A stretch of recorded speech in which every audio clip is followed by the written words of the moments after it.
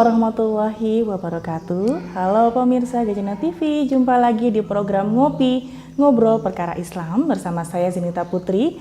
Hari ini kita sudah berada di Musholah Baitul Ma'ruf, tepatnya di daerah Arjosari, Kota Malang. Dan juga terima kasih kepada Karita dan NU Arjosari yang sudah mensupport acara program pada episode kali ini. Dan hari ini kembali kita akan ngobrol-ngobrol santai lagi mengenai seputar puasa, kemudian juga kajian keislaman. Dan bersama saya juga sudah hadir Ustadz Asep Hidayatullah. Assalamualaikum Ustadz. Waalaikumsalam warahmatullahi wabarakatuh. Gimana kabarnya Ustadz? Alhamdulillah. Alhamdulillah. Nih sambil kita menjelang nanti buka puasa nih Ustadz, nih kita sambil ngobrol-ngobrol. Tema yang akan diangkat hari ini adalah tentang puasa dan hikmahnya. Begitu nggak Ustadz nggih? Monggo Ustadz, mungkin mau ada pengantar dulu untuk seperti apa sih puasa pada hakikatnya, hikmahnya seperti apa Ustadz? Assalamualaikum warahmatullahi wabarakatuh. Bismillahirrahmanirrahim. Alhamdulillahilladzi ja'ala Ramadhana shahra siyami lil mu'minin. Wa asyhadu an la ilaha illallah wahdahu la syarikalah al-malikul haqqul mubin. Wa asyhadu anna sayyidana Muhammadan abduhu wa rasuluh as-sadiqul wa'dil amin. Allahumma salli wa sallim wa barik ala sayyidina Muhammadin wa ala alihi wa ashabihi wa man tabi'ahum bi ihsanin ila yaumiddin. Amma ba'd. Para pemirsa Gajayana TV yang saya hormati dan semoga Allah muliakan.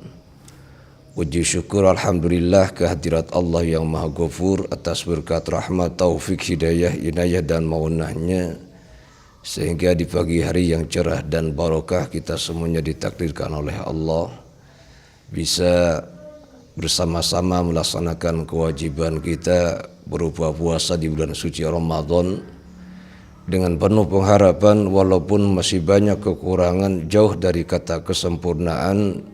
Dengan segala pengharapan mudah-mudahan semua amal ibadah kita disempurnakan oleh Allah Subhanahu wa taala. Shalawatullah wa salamuh biqaulina Allahumma shalli wa sallim wa barik ala sayyidina Muhammadin. Mudah-mudahan barokah lantunan sholawat menjadikan wasilah dan sebabiah khususnya kepada pemirsa Gajayana TV, umumnya jami'il muslimin wal muslimat. Mudah-mudahan kelak nanti di yaumul qiyamah kita akan mendapatkan syafaatnya. Amin ya rabbal alamin. Para pemirsa Gajayana TV yang saya hormati dan semoga Allah muliakan, bulan suci Ramadan ini salah satu bulan yang sangat istimewa. Sebab di antara yang 12 bulan yang mendapatkan predikat Sayyidus Syuhur, pimpinannya bulan adalah bulan Ramadan. Sehingga jauh-jauh sebelum Ramadan 11 bulan kita menanti kedatangan bulan suci Ramadan. Nah, kedatangannya ini dinanti-nanti, bahkan ketika 1 bulan menjelang bulan suci Ramadan, kita perhatikan apalagi kebiasaan masyarakat di Indonesia, khususnya Malang Raya. Setiap mau kedatangan bulan suci Ramadan, masjid tempat ibadah ini semuanya berhias diri. Masjid dipercantik, diperindah, mushola juga sama enggak kalahnya. Karena kita akan menyambut salah satu bulan yang sangat istimewa, yaitu bulan suci Ramadan. Puasa bulan suci Ramadan termasuk salah satu ruknun min arkanil Islam, salah satu bagian rukun daripada rukun Islam yang jumlahnya ada 5. Nah, rukun Islam yang kita jalani sekarang adalah puasa. Puasa sebagai salah satu rukun Islam. Nah, oleh karenanya puasa merupakan salah satu rukun Islam bagi orang yang merasa satu Islam, balik, berakal, itu maka diwajibkan puasa di bulan suci Ramadan. Sehingga dengan ayat yang sudah populer kita semuanya sering mendengar. Sebab ketika bulan suci Ramadan ada yang namanya kultum taraweh, ada yang namanya kultum menjelang berbuka puasa, ada juga kuliah subuh. Kita sering mendengar ayat yang sudah populer. A'udzu billahi minasyaitonir rajim. Ya ayyuhalladzina amanu kutiba 'alaikumus shiyam kama kutiba 'alal ladzina min qablikum la'allakum tattaqun. Yang artinya, wahai orang-orang yang beriman, diwajibkan bagi kamu berpuasa seperti halnya Allah wajibkan kepada umat-umat yang sebelum kita. Supaya apa tujuannya? Supaya kita menjadi orang-orang yang bertakwa. Nah, puasa ini adalah salah satu bagian daripada rukun Islam. Sehingga rukun Islam ini, kalau kita berbicara rukun Islam ini ada 5, kemudian secara urutannya juga ya sangatnya luar biasa. Yang pertama 2 kalimat syahadat, yang kedua sholat, yang ketiga zakat, yang keempat puasa, yang kelima menunaikan ibadah haji ke tanah suci Makkahul Mukarramah. Tapi secara urutan sebetulnya yang pertama adalah 2 kalimat syahadat. Mengapa kok 2 kalimat syahadat dijadikan yang pertama? Sebab la syai'a afdhala minat tauhid, tidak ada sesuatu hal yang lebih berharga daripada ilmu tauhid. Sebab kita tahu panutan kita, junjungan kita Rasulullah, beliau diutus oleh Allah 13 tahun di kota Makkah, 10 tahun di kota Madinah. Mengapa kok lebih lama di kota Makkahul Mukarramah daripada Madinatul Munawwarah? Sebab jawabannya, mengajak umat mengenal kepada Sang Khalik yang disebut ilmu tauhid itu lebih sulit dan juga lebih rumit. Makanya baginda Rasul selama 13 tahun di kota Makkah. Dan inilah dasarnya 2 kalimat syahadat. Jadi 13 tahun itu baginda Rasul mengajak umat untuk beribadah kepada Allah, mengesahkan Allah, tauhid. Kesimpulannya, makanya suatu saat kita kalau ditakdirkan oleh Allah, kita sudah menjadi kepala rumah tangga, maka kewajiban seorang ayah kepada rumah tangga, kepada putra dan putrinya, mengenalkan Sang Khalik kepada putra dan putrinya. Seperti halnya baginda Rasul mengajarkan yang pertama kali dan juga kurang lebih sekitar 13 tahun di kota Makkah adalah ilmu tauhid. Dulu saya masih ingat, masih kecil, di masjid, di musola menjelang berbuka puasa ataupun menjelang setelah adzan Isya, banyak anak-anak yang pujian di masjid dan musola yang disebut pujian yang sudah populer, tapi bagi anak zaman sekarang kayaknya ini sudah langka. Kita sering mengenal dengan sifat 20. Allah wujud kidam baqa mukhalafatun lil hawadisi qiyamuhu bi nafsi wahdaniyah qudrah iradah ilmu hayat sama'a basar kalam qadiran murida aliman hayyan sami'an basiran mutakalliman. Nah, ini adalah pujian zaman dulu. Tapi kalau pujian zaman anak-anak zaman sekarang yang pujiannya juga sudah jarang, giliran pujian juga enggak pernah istiqomah. Mendengar masjid yang satunya pujian, yang satu ikut, musola yang lainnya ikut. Nanti giliran ketika sudah semuanya bosan, akhirnya cari yang terbaru. Padahal ilmu tauhid yang lebih harus kita ditekankan adalah mengenal sifat-sifat 20. Makanya mari kita kembali kepada bahasan seperti zaman-zaman dulu. Masjid musola rame pujian sifat 20. Jadi berarti kesimpulannya wajib kita mengenal Sang Khalik. Sebab ketika kita mengenal Sang Khalik lebih ditekankan, lebih diperdalam, maka niscaya kehidupan yang akan kita jalani yang bersifat sementara di dunia ini, insya Allah kita selalu berada dalam lindungan dan maghfirahnya. Nah, ini adalah sifat 20 ilmu tauhid.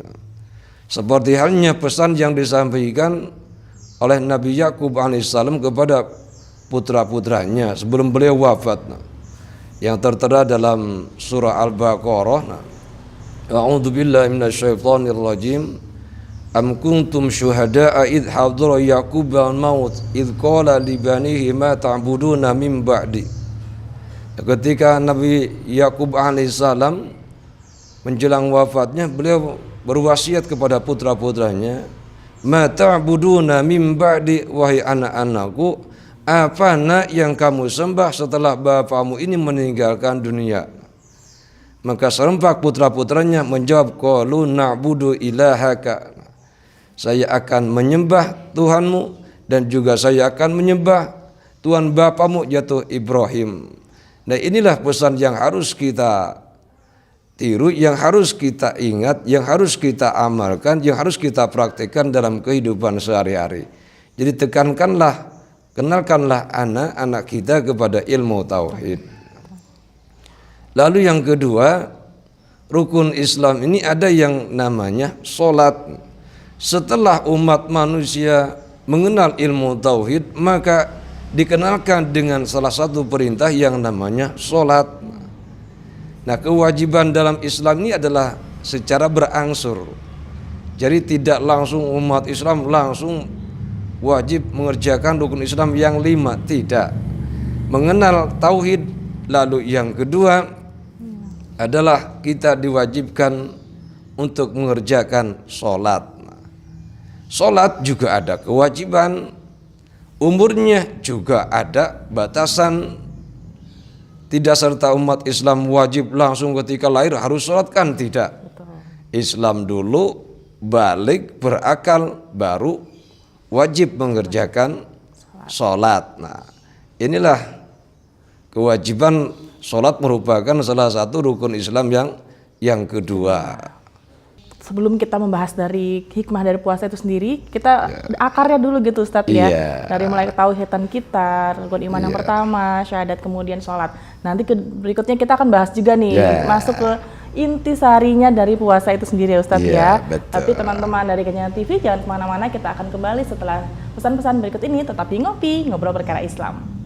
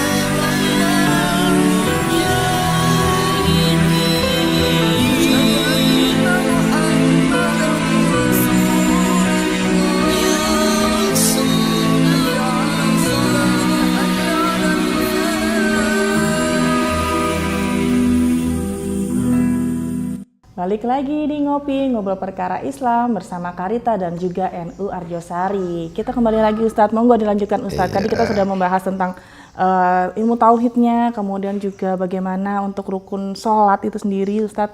Monggo Ustadz dilanjutkan. Para pemirsa Gajayana TV yang saya hormati dan semoga Allah muliakan. Jadi sholat ini merupakan salah satu rukun Islam. Orang Islam balik berakal ya wajib harus sholat. Anak sudah balik berakal wajib sholat. Jadi tidak ada diskriminasi. Nah, tidak ada diskriminasi sebab baginda Rasul diperintah lebih awal sholat daripada perintah puasa. Jadi salah kalau seandainya di antara kita, kalau misalkan ada orang puasa tapi kok tidak sholat. Dan juga salah ketika ada orang sholat tapi kok tidak puasa.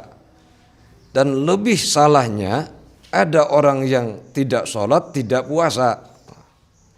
Nah, oleh karenanya mari kita renungkan, sholat ini salah satu ibadah yang berlaku kepada siapapun.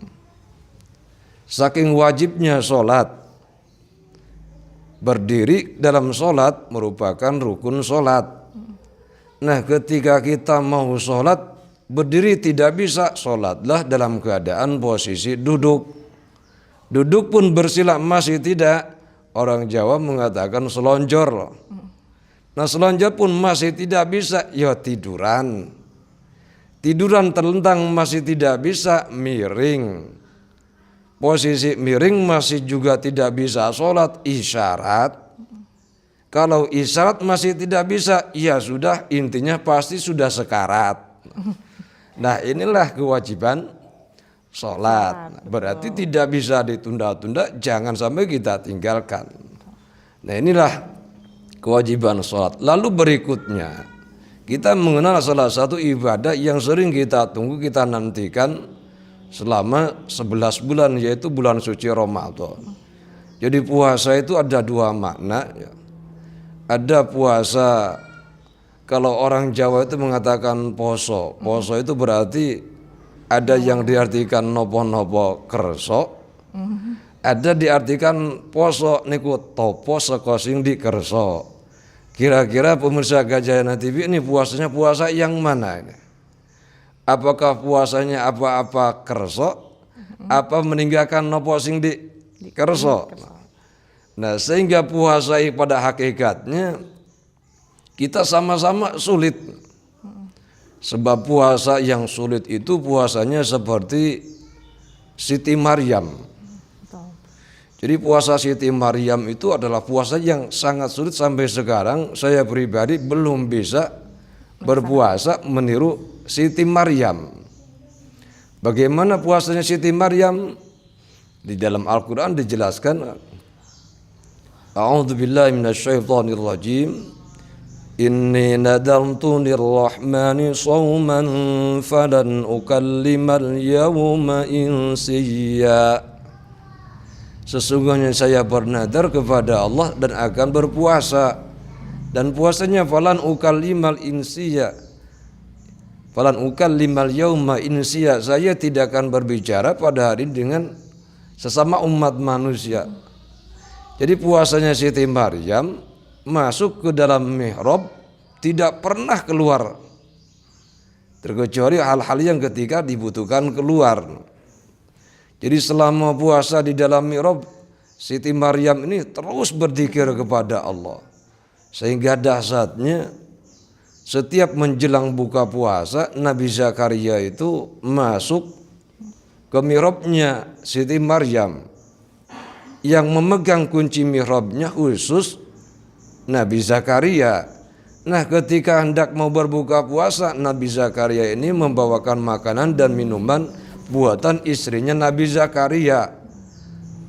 Nah, ketika pas pintu mihrab dibuka, di Al-Quran dijelaskan, kullama dakhala aliyya Zakaria al-mihrab wajada indaha rizqa. Ketika Nabi Zakaria memasuki mihrab, pas begitu dibuka pintunya, wajada indaha rizqa. Ternyata di hadapan Siti Maryam makanan dan minuman sudah siap. Nah, coba kita bayangkan, tidak ada satu orang yang bisa masuk ke dalam mihrab terkecuali Nabi Zakaria. Nah, giliran sudah masuk mihrab, di hadapan Siti Maryam sudah banyak makanan dan minuman. Pertanyaannya, kira-kira dari mana makanan ini? Sehingga Nabi Zakaria bertanya, "Ya Maryamu anna laki hada?" Wahai Maryam, ini makanan dari mana? Sedangkan tidak ada satu orang yang bisa masuk. Jawaban Siti Maryam, qalat huwa min indillah. Ini adalah makanan dan minuman yang langsung dikirim oleh Allah. Nah, inilah dahsyatnya puasa. Kalau puasa Siti Maryam, karena apa? Puasa benar-benar puasa, topo saka sing dikerso, kemudian bisa menjaga lisan. Akhirnya pahalanya luar biasa. Makanan saja dikirim langsung oleh Allah. Ini kalau puasanya Siti Maryam. Kalau puasanya Mbak Maryam, gimana? Nah, kita sendiri saya tidak menyinggung orang yang namanya Mbak Siti dan Mbak Maryam. Sebab kita ini kan puasanya puasa, ya tetap kita puasanya sempurna, ya membicarakan aib orang lain juga sempurna. Lah itulah kekurangannya kita. Jadi puasa ini coba kita sedikit saja minimalisir, jangan sampai membicarakan aib orang lain. Walaupun puasanya itu puasanya enggak batal, tetap sampai lolos sampai maghrib, tapi pahala puasanya hilang. Nah, ini puasanya Siti Maryam. Jadi kita terus terang, mengapa kok kita tiap sore bingung dengan urusan takjil untuk berbuka puasa? Karena apa? Karena kita belum bisa meniru puasanya seperti Siti Maryam. Nah, ini kalau puasanya puasa Siti Maryam. Dan juga bagaimana puasanya Siti Maryam? Puasa Siti Maryam ini beliau berpuasa karena tasumu yaumaini, 2 hari berpuasa, 2 hari rehat. Jadi kalau Siti Maryam berpuasa Senin, Selasa puasa, Rabu, Kamis tidak, Jumat, Sabtu puasa. Kemudian lanjut terus, ini puasanya Siti Maryam. Nah, kalau seandainya misalkan mulai dari hari Senin, Selasa, nanti semuanya hari yang di antara 7 hari itu semuanya akan dilalui. Ini metode puasa Siti Maryam. Kita akan mengenal puasanya puasa Nabi Isa. Puasa Nabi Isa, putranya Siti Maryam, seorang ibu yang bisa melahirkan seorang putra seorang nabi, yaitu Nabi Isa. Beliau adalah ibunya yang soleh, kemudian melahirkan anak seorang nabi juga soleh. Nabi Isa puasa, bagaimana puasa Nabi Isa? Selama 1 tahun, ini puasanya Nabi Isa. Jadi puasanya Nabi Isa selain hari yang dilarang, beliau selalu berpuasa. Bagi kita sangatlah sulit. Sulit dan juga berat sekali kalau kita tiap hari puasa terus menerus. Jangankan puasa tiap hari, yang namanya misalkan puasa sunnah, puasa Ramadan saja sekarang sudah banyak yang bolong-bolong, apalagi puasa 1 tahun. Nah, ini puasanya Nabi Isa sulit bagi kita. Ini biasanya ulama-ulama khos, ulama-ulama sepuh yang umurnya sudah 60 lebih, sudah jarang aktivitas keluar, akhirnya tiap hari juga puasa. Nah, kita kuat silahkan, enggak kuat jangan. Sebab ini namanya juga sunnah. Lalu kemudian kita akan mengenal puasanya puasa Nabi Daud. Nah, kita sering mendengar puasa Daud. Nah, bagaimana puasa Nabi Daud? Beliau puasanya 1 hari puasa, 1 hari tidak. Kalau Senin puasa, Selasa tidak, Rabu puasa, Kamisnya tidak. Nah, Kamisnya tidak. Akan timbul pertanyaan, bagaimana kalau kan biasanya seharusnya Kamis itu sunnah puasa, betul. Tapi lanjutkan saja. Nah, Kamis puasa. Kalau di aturan pertama, di rute pertama itu Kamis tidak puasa. Tapi kalau pas giliran berikutnya nanti Kamis akan puasa, Seninnya yang tidak. Nah, ini puasa Daud. Sehingga Nabi Daud ini diberikan mukjizat oleh Allah luar biasa. Kita sering mengenal suara Nabi yang paling merdu itu adalah suara Nabi Daud. Lalu yang kedua, besi di tangan Nabi Daud ini sama halnya seperti barang yang lentur. Besi kalau di tangan Nabi Daud ditiup oleh Nabi Daud langsung meleleh. Jadi tukang pandai besi itu nggak ada apa-apanya dibandingkan dengan mukjizat Nabi Daud. Dengan doa Allahumma layyin li hadzal hadid. Ya Allah, engkau luluhkan, engkau lelehkan besi ini untuk saya. Ditiup oleh Nabi Daud langsung melepuh. Makanya kalau pemirsa Gajayana TV mau seperti Nabi Daud saya kasih doa, silahkan dihafalkan. Baca doanya Allahumma layyin li hadzal hadid kama layyantal hadid Daud alaihi salam. Bacalah doa ini kemudian tiupkan ke satu besi, insya Allah masih pancet. Masih tetap. Apa sebabnya? Kita ini manusia biasa, keimanannya juga masih tahap terus naik turun. Puasa Nabi Daud juga enggak pernah. Giran baca doa Nabi Daud baru satu kali membaca pengen langsung mujarab, ya sulit. Makanya ini mujizatnya Nabi Daud. Jadi beliau puasanya satu hari puasa, satu hari tidak. Lalu yang berikutnya, para pemirsa Gajayana TV yang saya hormati dan semoga Allah muliakan, kita akan mengenal puasanya puasa Nabi Sulaiman. Nah, Nabi Sulaiman ini merupakan salah satu putra dari Nabi Daud. Jadi kita Nabi Sulaiman, Nabi yang paling kaya. Kemudian Nabi ya termasuk seorang Nabi. Kemudian beliau bisa berkomunikasi dengan semua jenis makhluk hidup. Jin saja tunduk di hadapan Nabi Sulaiman. Nah, bagaimana Nabi Sulaiman berpuasa? Beliau puasanya di awal bulan 3 hari. Jadi tanggal 1, tanggal 2, tanggal 3 itu beliau puasa. Lalu berikutnya puasa lagi di pertengahan bulan, tanggal 15, 16, 17. Yang terakhir puasa Nabi Sulaiman menjelang akhir bulan.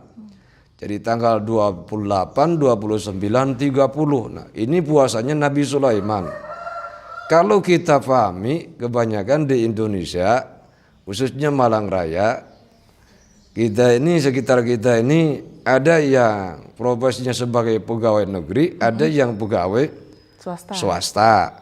Rata-rata di antara kita setiap menerima gajian kan biasanya tanggal 1. Nah, kalau pegawai negeri ya alhamdulillah tanggal 1. Ada yang tanggal 2, ada yang tanggal 3.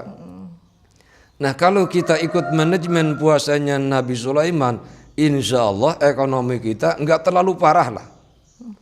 Sebab siapapun termasuk saya sendiri, entah itu yang lainnya juga sama wataknya manusia. Kalau sudah pegang duit, semuanya terbayang.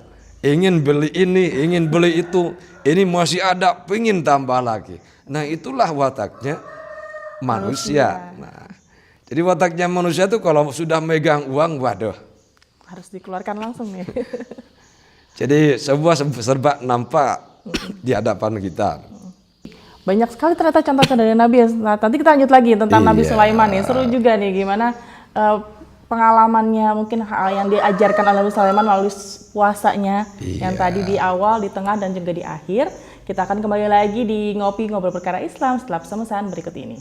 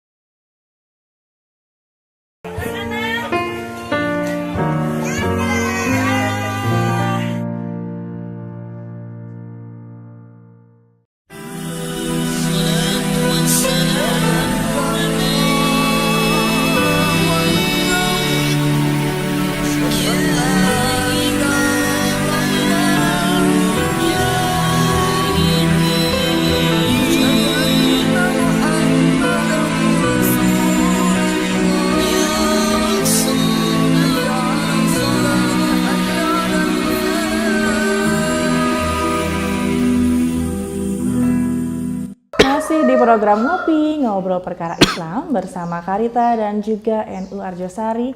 Nah, sekarang balik lagi Ustadz, tadi sudah ada tuntunan-tuntunan panutan dari nabi-nabi. Yang tadi dibahas terakhir Nabi Sulaiman nih Ustadz. Bisa lanjutkan lagi, monggo silakan.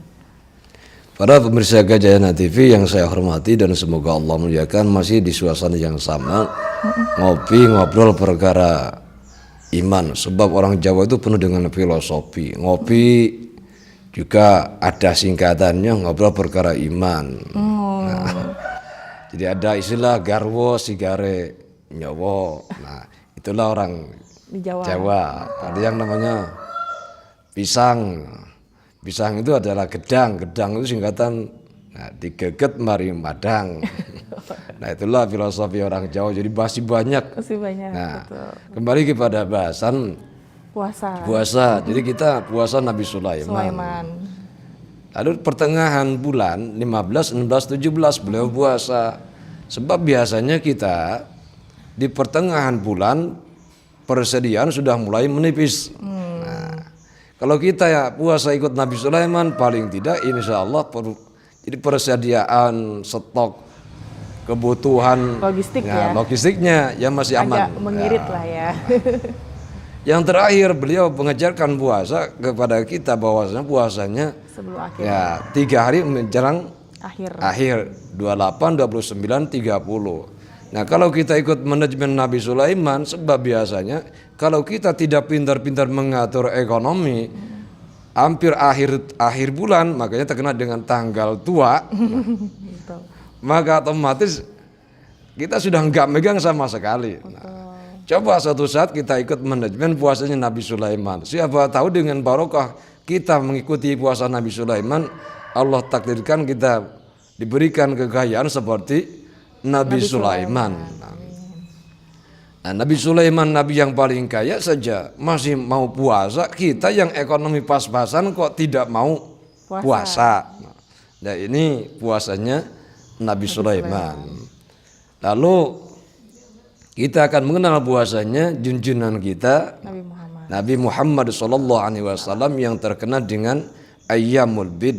Nah, biasanya tanggal 13, 14, 15. Dari kesemuanya yang saya bahas, baik puasa Nabi Daud, Nabi Sulaiman, puasa Nabi Isa, puasa Siti Maryam, puasa Rasulullah, di antara hari yang 7 hari semuanya akan dilalui.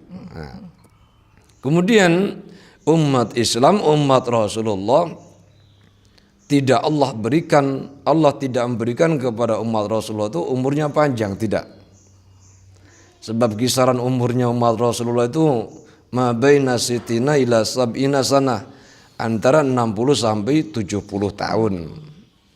Kita coba sekarang punya tetangga, saudara di sekitar tempat tinggal kita, mencari sosok yang umurnya di atas 80 itu sudah sangat sulit. Itu bonus itu ya berarti ya. Itu sudah bonus. Karena apa? Karena umurnya umat Rasulullah kisaran antara 60 sampai 70 tahun. Makanya kalau orang belum 63 tahun, kalau lewat alhamdulillah, kalau belum 63 tahun waspadalah. Deg-degan ya dia. Karena junjunan kita hanya 63 tahun. Nah, untuk menyamai umat-umat yang terdahulu, maka umat Islam diberikan satu kewajiban yang termasuk dalam rangkaian rukun Islam adalah puasa bulan suci Ramadan. Nah, puasa bulan suci Ramadan hukumnya juga wajib. Jadi jangan sampai ada orang yang puasa tapi kok tidak sholat, ada orang yang sholat tapi kok tidak puasa. Yang lebih parah, tidak sholat, tidak puasa. Dan juga keberaneka-ragaman umat muslim khususnya di Indonesia. Kalau saya amati, umat muslim di Indonesia ini setiap datangnya Ramadan itu terbagi ke dalam 3 golongan. Ada sebagian umat Islam di Indonesia mengawali puasa Ramadannya ikut NU, ikut pemerintah. Ada juga umat Islam di Indonesia mengawali puasa Ramadannya ikut Muhammadiyah. Sama-sama puasanya, yang beda tanggalnya. Muhammadiyah puasa, betul puasa. NU pemerintah puasa, betul puasa. Yang membedakan adalah tanggalnya, jenis puasanya sama, mulai imsak sampai matahari terbenam. Sedangkan yang ketiga ini paling banyak dan juga terbesar, mulai Amerika sampai Ameriki, mulai Serbia sampai Surabaya, mulai Jordan sampai Jodipan, jadi mulai Pakistan sampai Pakiswetan. Nah, ini paling terbanyak. Apa sebabnya? Tidak ikut NU, tidak ikut Muhammadiyah, tapi langsung ikut hari raya. Tidak ikut puasa. Jadi langsung ikut lebaran saja, jadi tidak puasa. Jadi kita tidak boleh ramai dengan masalah perbedaan. Sama-sama puasa. Nah, kita puasa ada dua hal. Ada namanya puasa itu nopo-nopo kerso. Ada yang diartikan puasa ini kok topo saka sing dikerso. Padahal pada hakikatnya mohon maaf, kita ini sebetulnya seharusnya puasa mengikuti puasa topo saka sing dikerso. Sebab hikmahnya puasanya itu adalah untuk mendidik, melatih, mengalahkan salah satu makhluk ciptaan Allah yang ada di dalam jasad kita yang namanya nafsu. Jadi nafsu ini tidak ada amal ibadah yang bisa mengekang hawa nafsu terkecuali puasa. Nah, sehingga pada hakikatnya ada sebagian pendapat asal usul diwajibkannya puasa itu begini. Ketika Allah menciptakan yang namanya akal. Akal, kemudian setelah Allah menciptakan akal, akal itu dipanggil oleh Allah. Ta'ani, kesinilah akal. Dipanggil oleh Allah, langsung menghadap. Ya sudah, kembali ke asal. Kemudian kembali. Kemudian Allah menciptakan yang namanya nafsu. Dan nafsu ini ketika Allah ciptakan, Allah panggil, "Hai nafsu, kamu kesini." Menjawab saja tidak. Makanya Allah kemudian berikutnya, ya akal, ma khalaqtu khalqan a'azza minka. Saya tidak menciptakan makhluk yang lebih mulia daripada dirimu. Allah bertanya, man anta wa man ana. Siapa kamu, siapa saya? Akal menjawab, ana abduka dhaif, saya ini hambamu yang lemah, sedangkan engkau adalah Tuhanku, engkau adalah yang mengurusku, engkau adalah yang menciptakanku. Makanya akal ini adalah yang sempurna. Tapi ketika Allah menciptakan nafsu, dipanggil saja tidak merespon. Akhirnya fa'adzabaha fi nari jahannam. Allah menyiksa, menggodok nafsu ini di neraka jahanam selama 100 tahun. Nah, setelah 100 tahun diangkat. Jadi selesai ditanya oleh Allah, man anta wa man ana, siapa kamu, siapa saya, ataupun kebalikannya, man ana wa man anta, siapa saya, siapa kamu. Jawabannya masih sama. Jawaban nafsu ini ana wa ana, anta wa anta, saya ya saya, engkau ya engkau. Nah, ini jawabannya nafsu. Makanya faja'anaha fi naril ju', Allah kemudian masukkan lagi dalam neraka selama 100 tahun. Jadi nafsu ini 200 tahun, setelah 200 tahun kemudian ditanya oleh Allah, baru mengakui ana anta rabbi wa anna abduka, engkau adalah Tuhanku sedangkan saya adalah hambamu. Makanya diwajibkan puasa di bulan suci Ramadan. Jadi salah satu ibadah yang bisa mengekang hawa nafsu adalah puasa. Nah, puasa yang baik adalah puasa yang seperti penafsiran orang Jawa, topo saka sing dikerso. Karena apa? Karena hikmahnya puasa itu supaya kita mengurangi dari segala hal. Sebab li'anna ladata dunya arba'atun. Hakikatnya puasa ini kita harus mengurangi yang 4. Sebab nikmat dunia itu ada 4. At-ta'am wa syarab wal jima. Nah, jadi nikmat dunia itu ada 4. Makan, kemudian minum, Kemudian bagi orang yang sudah berumah tangga, nah itu juga termasuk Nikmat. imbat dunya. Nah, dan juga tidur ya nikmat. Coba kalau kita tidak bisa tidur saja, kadang-kala sudah miring kanan miring kiri nggak bisa tidur juga sulit. Nah sehingga hakikatnya puasa kita mengurangi yang 4, mengurangi makan, mengurangi porsi minum, mengurangi tidur, mengurangi berhubungan. Nah ini adalah hakikatnya Puasa. nikmat dunia, dan juga hakikatnya puasa kita harus mengurangi. Makanya kita puasa di bulan suci Ramadan ini masih belum bisa puasa seperti itu. Karena kita setiap menjelang berbuka puasa coba kita perhatikan. Kalau di Arjosari kebetulan di sini ada yang namanya pos tengah. Nah di pos tengah ini silakan pemirsa Gajah TV nanti suatu saat boleh lihat ketika bagaimana suasana di pos tengah ketika sore menjelang adzan maghrib, semuanya jenis makanan itu ada. Dan nafsu suatu saat perlu kita turuti. Tapi apa ketika sudah kita turuti? Orang puasa, mulai anak kecil termasuk orang dewasa. Nah ketika hendak adzan maghrib, semuanya makanan dan minuman serba nyata, serba terbayang. Ingin beli ini, ingin beli itu, semuanya akhirnya dibeli. Betul. Nah tapi ketika adzan maghrib sudah berkumandang, Semuanya gimana dimakan apa enggak nih Ustadz? Nah kita lanjut lagi nanti ya Ustadz ya. Gimana kita menahan hawa nafsu itu Ustadz selama bulan puasa. Tetap di Ngopi Ngobrol Perkara Islam setelah pesan-pesan berikut ini.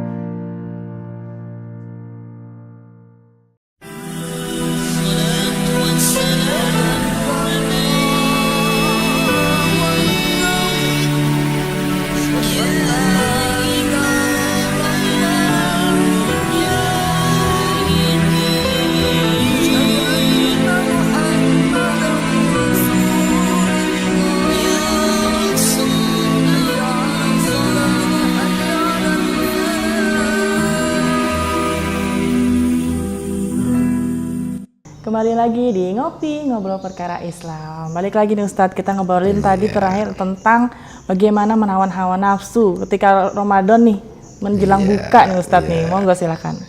Para pemirsa Kajian TV yang saya hormati dan semoga Allah muliakan. Jadi kita ini menuruti hawa nafsu memang perlu suatu saat kita buktikan. Supaya apa? Supaya kita tidak makin penasaran. Betul. Nah ketika kita sebelum berbuka puasa semuanya makanan dan minuman serba terbayang. Coba kita turuti. Ketika adzan maghrib berkumandang, apa kira-kira bisa kita sanggup menghabiskan makanan? Saya yakin tidak. Tidak. Nah, itulah hanya hawa nafsu. Akhirnya kita akan merasakan penyesalan. Saya nyesel beli makanan segini banyaknya. Saya nyesel beli minuman segini banyaknya. Akhirnya ya kalau sifat orang yang dermawan nggak habis kemudian dikasihkan tetangga, orang yang butuhkan. Tapi bagi orang yang punya sifat kikir, bakhil, itu akhirnya ya dibuang. Nah termasuk mubadir Nah, kalau mubadir berarti perbuatan Menyanyiakan setan. Nah, naudzubillah min dalik. Jadi ini adalah intinya dari puasa itu mengekang hawa nafsu. Jadi tidak ada ibadah yang bisa mengekang hawa nafsu terkecuali puasa. Nah, makanya hikmah puasa dan juga puasa secara arti dan hikmahnya tetap ujung-ujungnya supaya kita menjadi umat yang la'allakum tattaqun. Nah, puasa bulan suci Ramadan, Allah semua kepada umat Rasulullah itu mulai pahala apapun dilipat gandakan. Nah, ini dasarnya puasa Ramadan. Nah, sehingga puasa Ramadan ini tidurnya saja orang puasa merupakan nilai ibadah. Naumus shaim ibadah. Tidurnya orang yang puasa itu merupakan nilai ibadah. Kita tahu puasa Ramadan itu hukumnya wajib. Menghindari hal-hal yang membatalkan puasa berarti hukumnya juga wajib. Kalau misalkan kita melek, penglihatan tidak tertutup, tidak tidur bisa membatalkan pahala puasa, maka lebih baik tidur. Tidurnya untuk menghindari hal-hal yang membatalkan pahala puasa, maka berarti hukumnya tidur dihukumi wajib. Jadi ada kalanya kita ini tidur hukumnya wajib. Tapi jangan mentang-mentang tidurnya puasa itu ibadah, tidur mulai subuh sampai menjelang maghrib. Nah, ini ya keterlaluan. Para pemirsa kajian TV yang saya hormati dan semoga Allah muliakan. Jadi mari kita pergunakan kesempatan yang Allah berikan kepada kita dengan dipertemukannya kembali dengan bulan suci Ramadan. Ramadan akan selalu tetap menghampiri selama kiamat belum terjadi. Tapi pertanyaannya, apakah kita tahun depan masih ada? Allahu a'lam. Walaupun masih ada, apakah kita masih sehat? Wallahu a'lam. Sebab manusia itu antara dua hal. Kalau enggak hidup, mati. Kalau enggak susah, senang.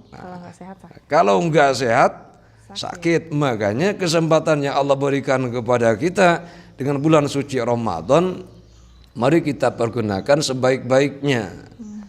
Sebab kita sudah menanti selama 11 bulan.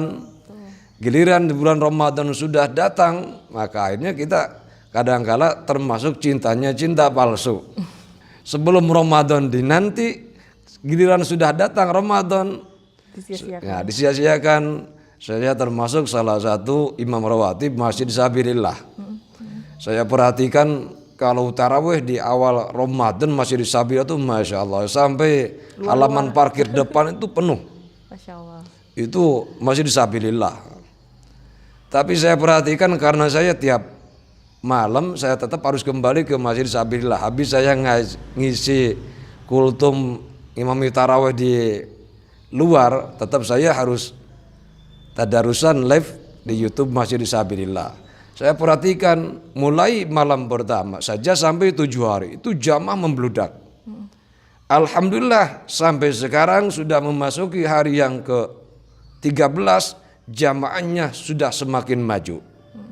Nah, ini adalah membuktikan bahwasanya kita ini termasuk cintanya cinta palsu. Semakin maju safnya ya. Iya, karena apa? Karena kita tidak seakan-akan 11 bulan menunggu Ramadan. Kapan ya puasa? Nah, tapi giliran sudah puasa, ya Ramadan kadang-kadang ya begitu saja. Makanya saya sibuk apapun, makanya usahakan kita jangan sampai enggak pernah tarawih. Karena tarawih itu merupakan salah satu rangkaian daripada puasa Ramadan. Karena tarawih itu adanya hanya di bulan Ramadan. Kalau bukan bulan Ramadan, tarawih itu tidak ada. Jangan menganggap mentang-mentang tarawih itu hukumnya sunnah, tapi kita lihat pahalanya. Pahala sunnah yang kita kerjakan di bulan suci Ramadan itu sama dengan pahala sholat wajib luar bulan Ramadan. Sedangkan kita mengerjakan wajibnya 1 kali di bulan Ramadan sama dengan 70 kali luar bulan Ramadan. Dan juga hikmahnya, kalau kita meresapi makna dari sunnahnya, jadi sholat sunnah yang kita kerjakan, Sunnah dan wajib itu tidak sama. Nah, sedangkan kita ini kan kalau kita mau muhasabah, mulai usia balik sampai sekarang, coba kita tanya kepada diri kita sendiri, jangan orang lain. Sebab yang tahu tentang kita adalah kita sendiri. Apakah pernah kita meninggalkan sholat ketika usia balik? Nah, kita akan mengalami masa-masa nakal. Dulu masih kecil sama orang tua disuruh puasa, ya nurut puasa. Tapi ada temannya yang mokel, akhirnya ikut mokel. Pulang ke rumah ditanya, nak puasa? Poso. Padahal enggak puasa. Disuruh sholat, dari rumah berangkat. Tapi ada teman ngajak main, akhirnya belok. Nah, jadi kita bisa menjawab, apakah kita pernah meninggalkan sholat? Nah, yang bisa menjawab kita sendiri. Nah, ketika siapapun ada orang yang punya hutang sholat, misalkan punya hutang sholat duhur belum sempat diqadha keburu meninggal. Nah, sedangkan definisi wajib itu kan tetap harus ditunaikan. Karena itu hutang kita, karena itu tanggungan kita, kewajiban kita. Nah, ketika ada orang punya hutang sholat duhur belum sempat diqadha keburu meninggal, maka nanti di akhirat dengan hikmah kita sering mengerjakan sholat sunnah. Nah, itu sholat sunnah itu akan bisa menggantikan posisi sholat wajib yang kita tinggalkan belum sempat diqadha. Tapi karena berbeda, wa fi kulli sab'ina raka'atin minas sunnah raka'atul fardhi. Setiap 70 rakaat sholat sunnah yang kita kerjakan itu hanya bisa mengganti 1 rakaat sholat wajib. Jadi dapat kita bayangkan, 70 rakaat sholat sunnah hanya bisa menggantikan 1 rakaat sholat wajib. Jadi kalau ada orang punya hutang sholat duhur belum sempat diqadha keburu meninggal, berarti membutuhkan nanti di akhirat membutuhkan sholat sunnah sebanyak 70 kali 4 280. Pertanyaannya, apakah pernah sholat sunnah sebanyak 280 rakaat? Nah, yang bisa menjawab kita sendiri. Itu kalau duhur saja. Kalau ternyata asarnya di kendaraan, maghribnya kelelahan, isanya ketiduran, subuhnya kesiangan, berarti sehari semalam 17 rakaat, tinggal kita kalikan saja 70 dikali 17 berapa hitungannya? Kurang lebih sekitar 1190 rakaat. Subhanallah. Sampai detik ini saya sendiri belum pernah mengerjakan sholat sunnah yang sebanyak itu. 1190 rakaat. Sampai sekarang saya belum pernah. Kalaupun seandainya kita tarawih mulai malam pertama sampai akhir Ramadan, tarawihnya ikut NU yang 20 rakaat, 3 rakaatnya witir. Itu pun kalau mulai dari awal Ramadan sampai akhir Ramadan, tarawihnya enggak pernah absen, misalkan enggak pernah ketinggalan, terus selalu hadir. Kita kalikan saja 20 dikali 30. Berapa? Masih 6. Nah, jadi kita berarti masih kurang jauh. Itu pun masih jauh. Nah, oleh karenanya mari selagi Allah mempertemukan kita kembali dengan bulan suci Ramadan, jangan sekali-kali menganggap remeh sholat sunnah. Apalagi sholat sunnah yang kita kerjakan di bulan suci Ramadan sama dengan setaraf dengan sholat wajib luar bulan Ramadan. Nah, ini adalah hikmahnya sunnah-sunnah yang kita kerjakan di bulan suci Ramadan. Jadi tunjang ibadah wajib dengan ibadah sunnah. Kalau ada orang menganggap remeh sunnah, yang penting wajibnya sajalah, sunnahnya kari-kari saja. Kalau orang kebiasaannya menganggap remeh hal yang sekecil, maka suatu saat hal yang terbesar juga akan dianggap remeh. Nah, ini masalah sunnahnya. Belum lagi pahala kita di bulan Ramadan ada nuzulul Quran. Sebab isi kandungan Al-Quran ada 30 juz, 6.666 ayat, 114 surat. Ya, mari khususnya kepada pemirsa Gajayana TV, usahakan sehari ini kita membaca Al-Quran. Jangan sampai bulan Ramadan menghampiri kita, sedangkan Ramadan bulan turunnya Al-Quran, kok kita tidak membaca Al-Quran. Kadang Quran itu yo iri. Masa saya nggak pernah dilihat, nggak pernah ditengok, yang ditengok tiap jam adalah hanya HP. Nah, oleh karenanya mudah-mudahan yang saya sampaikan khususnya kepada pemirsa Gajayana TV umumnya, jamin muslimin wa muslimat, mudah-mudahan hikmah yang saya sampaikan, nasihat yang saya sampaikan ada manfaatnya kepada kita semuanya. Amin ya rabbal alamin. Monggo Ustadz, sambil kita menunggu buka puasa Ustadz, kita dipimpin doa biar kita semua sama-sama mendapatkan hikmah di dalam bulan Ramadan ini Ustadz. Ya. Para pemirsa Gajayana TV yang saya hormati dan semoga Allah muliakan, bulan Ramadan, bulan doa mustajabah. Mari kita berdoa kepada Allah Subhanahu wa taala dengan penuh pengharapan, mudah-mudahan kita semuanya oleh Allah diberikan umur yang panjang dan barokah, rezeki melimpah ruah barokah, bisa menunaikan ibadah haji dan umrah ke tanah suci Makkahul Mukarramah Madinatul Munawwarah. Keluarga kita senantiasa dijadikan keluarga sakinah mawaddah warahmah, putra-putri keturunan yang solih-solihah, dilindungi dari segala bentuk bala, bencana, musibah, fitnah, ditetapkan akidah sunnah wal jamaah, suatu saat menghadap Allah memberikan husnul khotimah bi barakatil Fatihah.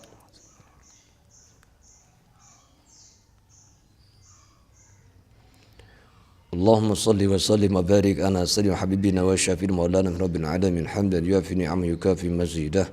Ya Rabbana lakal hamdu kama yanbaghi liwajhikal karim wa 'azimi sultanik.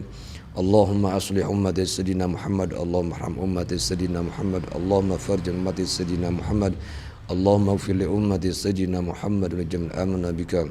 Allahumma ighfir lana dhunubana wa li walidina warhamhum kama rabbawna shighara wa li masyayikhina wa li ikhwanina wa li jami'il mu'minina mu'minat wa li jami'il muqukun 'ala jamna salasatil ummahat. Allahumma aghnina ya Allah wa zayyinna bil hilmi wa akrimna bit taqwa wa jammilna bil afiyati was salama wa haqqina bil iman wal istiqamah wa akhtimna bi husnil khatimah wa atimna bi la ilaha illallah sallallahu alaihi wasallam sunnah wal jamaah wa li jami' hajatina dunyawiyat ukhrawiyah wa fiqna li islahin niyyah wa yassir lana ziyaratal makkah wal madinah bil haji wal umrah wa yassir lana ziyarata qabri nabiyyika alaihi salatu wassalam fi kulli sanah wa yassir lana ma ta'salina min umurin dunyal akhirah wa shfi maraduna sirallah wa batina bi jahi sayyidina Muhammad khairil bariyah bi ani baiti damsi zakiyah. Rabbana atina fid dunya hasanah wa fil akhirati hasanatan wa qina adzaban nar. Wa sallallahu ala sayyidina Muhammadin nabiyil ummi subhanahu wa sallam. Subhana rabbil izzati ma yasifun. Wassalamun ala rabbil alamin. Amin, amin, amin. Terima kasih banyak Ustadz dan juga pemirsa Gajayana TV. Terima kasih sudah menonton Ngopi pada episode kali ini. Semoga kita semua mendapatkan hikmah di bulan puasa dan menjadikan kita menjadi insan yang lebih baik lagi. Terima kasih juga kepada Karita dan juga NU Arjosari. Kita kembali lagi nanti di next episode di Ngopi, tetap di Gajayana TV, lebih dekat dan inspiratif. Wassalamualaikum warahmatullahi wabarakatuh.